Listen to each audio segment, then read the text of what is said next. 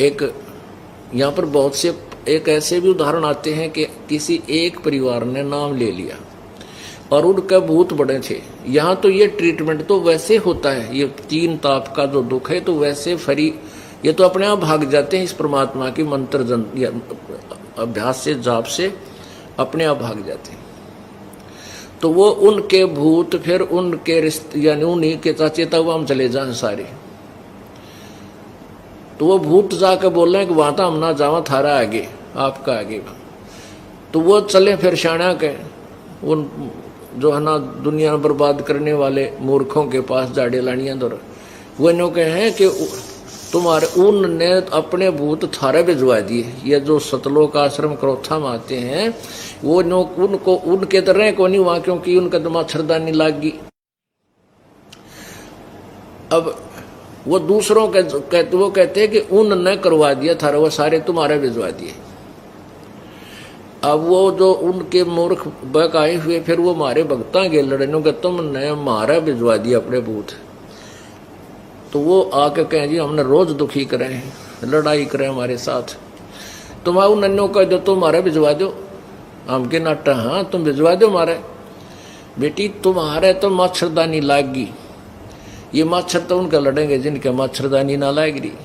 अब यह सत परमात्मा की सत भक्ति रूपी मच्छरदानी तुम उनका लवा दो, उनका भी भाग जाएंगे कि तो और ठिकाना ढूंढ लेंगे।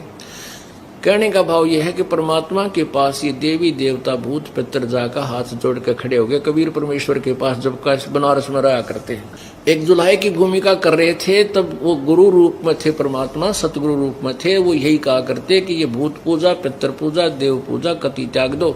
तुम्हारी गीता जी अध्याय नंबर 9 के श्लोक नंबर 25 में मना किया है कि भूत पूजेंगे भूत बनेंगे, पितर पूजेंगे पितर, देवताओं को पूजेंगे उनके नौकर वहीं जाकर उनके पास रह जाएंगे, और भगवान के पुजारी भगवान को मिलते हैं। तुम क्यों फिर ये डले ढो रहे हो?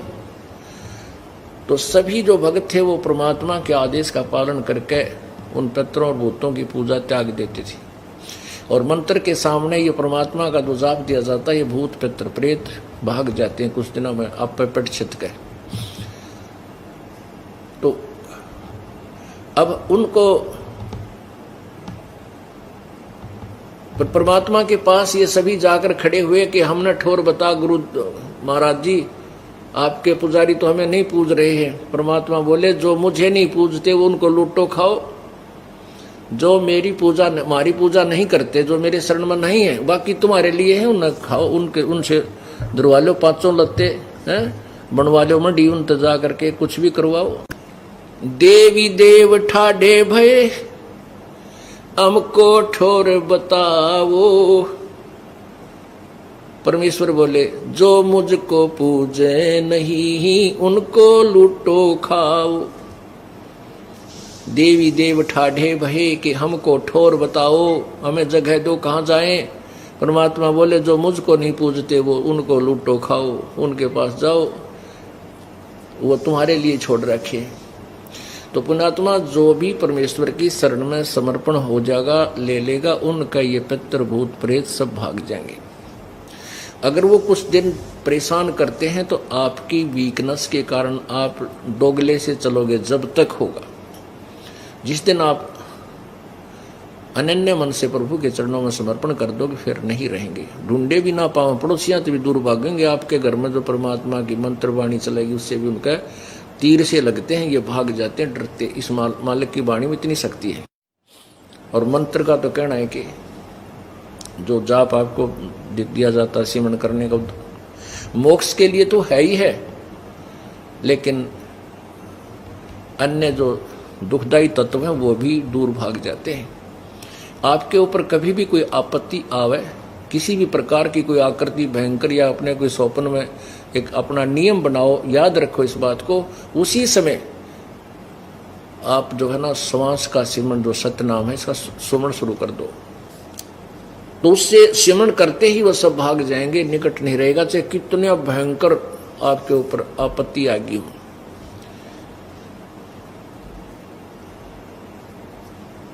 इस प्रकार यहां भी परमात्मा कहते मेरी शरण में आ जाएगा तो तुझे ये तो सुख दूंगा ही दूंगा और मोक्ष दूंगा।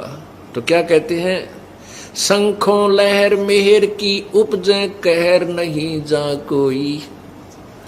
दास गरीब अचल अविनाशी सुख का सागर सोई।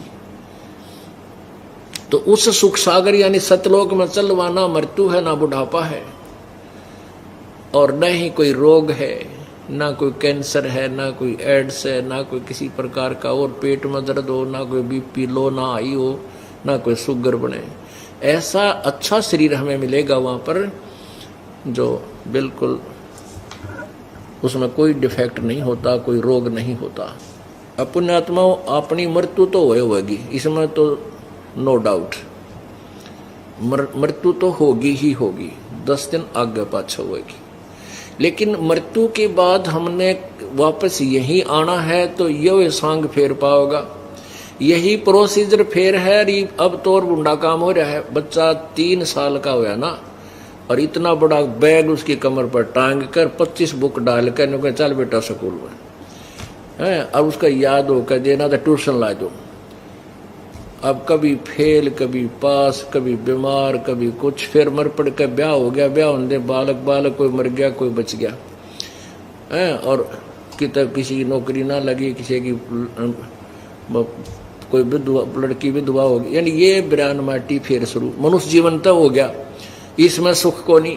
और जय फिर इस 83 लाख खड़े कोल्लों में पड़ गए, गधे कुत्ते सुअर में, फिर सुख नाम की बात कहाँ देखा। हम तो वैसे तो सुख यहां भी नहीं है, पर इस झूठे सुख को हम सुख मान रहे हैं। झूठे सुख को सुख कहे ये मान रहा मनमोद, ये सकल चबीना काल का, ये काल का आहार है सभी। और कुछ मुख में कुछ गोद, किसी को आज खा लेगा, बाकियों को सपेर रख रहा कल के लिए। तो इसने एक को भी नहीं छोड़ना, सबको खाना, चाहे राजा है चाहे रंग। हाँ, कबीर परमेश्वर की शरण में जो इस दास के मंत्र के साथ लगे हुए हैं, उनको काल नहीं खा सकता, उनके निकट नहीं आएगा, उनको तपस्या पर नहीं जाना, ना वो कुत्ते गधे सुअर बनेंगे। सतगुर के उपदेश का सुनिया लाया एक विचारे, जय सतगुर मिलते नहीं हम जाते नरक दुआरे। नरक द्वार में दूत सब ये करते खेचा ताने, उनसे कभू ना छूटते फिर फिरते चारों खानी। चार खानी में भरमते कभू ना लगते पारे, सो फेरा सब मिट गया हमारे सतगुर के उपकार।